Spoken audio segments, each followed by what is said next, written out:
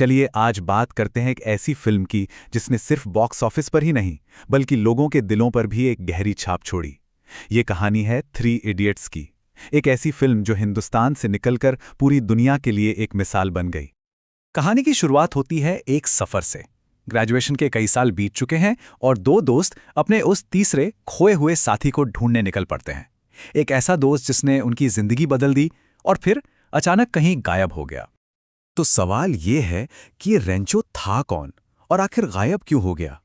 इस सवाल का जवाब पाने के लिए हमें चलना होगा थोड़ा पीछे वक्त में, उनके कॉलेज के पहले दिन पर, जो था इंपीरियल कॉलेज ऑफ इंजीनियरिंग यानी कि ICE। और यहीं हमारी मुलाकात होती है कहानी के तीन हीरो से, जो एक ऐसे माहौल में कदम रखते हैं जहां नंबर और रट्टा मारने को ही सब कुछ माना जाता है। सबसे पहले है रेंचो, एक ऐसा जीनियस जो लीक से हटकर सोचता है। उसके लिए सीखना एक जुनून है, नंबरों की दौड़ नहीं। वो सिस्टम में ताज़ी हवा के झोंके की तरह है। फिर आते हैं फरहान, जो ये पूरी कहानी हमें सुना रहे हैं। वो अपने पापा का सपना पूरा करने के लिए इंजीनियरिंग तो कर रहे हैं, पर असल में उनका दिल तो वाइल्ड लाइफ फोटोग्राफी के लिए धड़कता है। और इस तिकड़ी को पूरा करते हैं राजू, एक ऐसा दोस्त जो ना हमेशा डर के साये में जीता है। उस पर अपने गरीब परिवार की उम्मीदों का बहुत बड़ा बोझ है और वो फेल होने से बहुत डरता है। और इन तीनों के सामने जो दीवार बनकर खड़े हैं वो हैं कॉलेज के डायरेक्टर डॉक्टर वीरू सहस्रबुद्धे, जिन्हें सब प्यार से नहीं बल्कि डर से वायरस बुलाते हैं। और बस यहीं से शुरू होता है असली टकराव। एक तरफ रेंचो का मानना है कि ज्ञान के लिए सीखो, कुछ नया करने के लिए सीखो, और दूसरी तरफ है वायरस का सिस्टम जो कहता है रट्टा मारो, रेस में दौड़ो और टॉप करो। मतलब दो सोच की सीधी सीधी लड़ाई।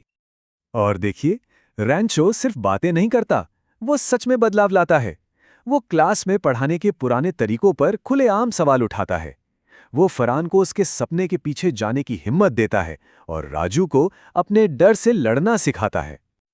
और ये सारा तनाव, ये सारी कहानी अपने चरम पर पहुंचती है फिल्म के एक जबरदस्त क्लाइमैक्स में। वो रात है उनके ग्रेजुएशन की और बाहर चल रहा है एक भयंकर तूफान। सोचिए, उस तूफानी रात में जब वायरस की बेटी की जान पर बनाती है और कोई रास्ता नहीं बचता, तब रेंचो अपनी इंजीनियरिंग का वो कमाल दिखाता है जो कोई सोच भी नहीं सकता। वो एक वैक्यूम क्लीनर को एक डिलीवरी मशीन में बदल देता है और बच्चे की जान बचा लेता है। और फिर कहानी में आता है सबसे बड़ा ट्विस्ट जिसने सबकी जिंदगी बदल दी। वो इंसान ग्रेजुएशन के बाद बस यूं ही गायब हो जाता है, कोई पता नहीं, कोई खबर नहीं, अपने दोस्तों के लिए बस एक सवाल छोड़कर। तो चलिए अब आते हैं आज के समय में। सालों बाद जब फरहान और राजू उसे ढूंढने निकलते हैं तो कहानी का सबसे बड़ा राज खुलना शुरू होता है। और जो सच सामने आता है वो तो उन्होंने कभी सपने में भी नहीं सोचा था। उन्हें पता चलता है कि जिसे वो रेंचो समझते थे वो असल में रेंचो था ही नहीं। उसका असली नाम था फुनसुक वांगडू, एक जीनियस, एक इनोवेटर जिसके नाम 400 से ज्यादा पेटेंट्स हैं और जो अब लद्दाख में बच्चों के लिए एक कमाल का स्कूल चलाता है। और रेंचो की दी हुई सीख बेकार नहीं गई थी।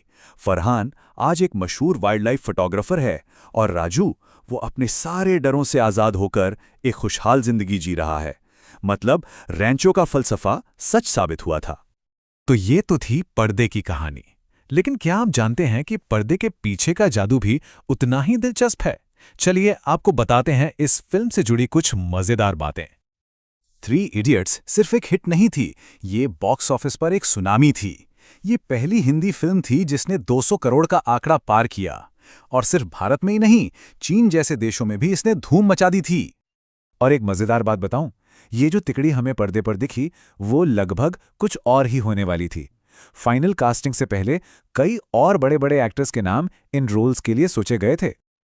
और सबसे बड़ी, सबसे प्रेरणादायक बात तो ये है कि फुनसुक वांगडू का किरदार कोई कोरी कल्पना नहीं है। ये किरदार असल जिंदगी के हीरो सोनम वांगचुक से प्रेरित है, जो लद्दाख में शिक्षा के क्षेत्र में एक क्रांति ला रहे हैं। तो सवाल ये उठता है कि बॉक्स ऑफिस के नंबरों और इन मजेदार किस्सों के अलावा ऐसा क्या है इस फिल्म में कि ये आज भी लोगों के दिलों पर राज करती है? इसकी असली ताकत है इसके मैसेज में।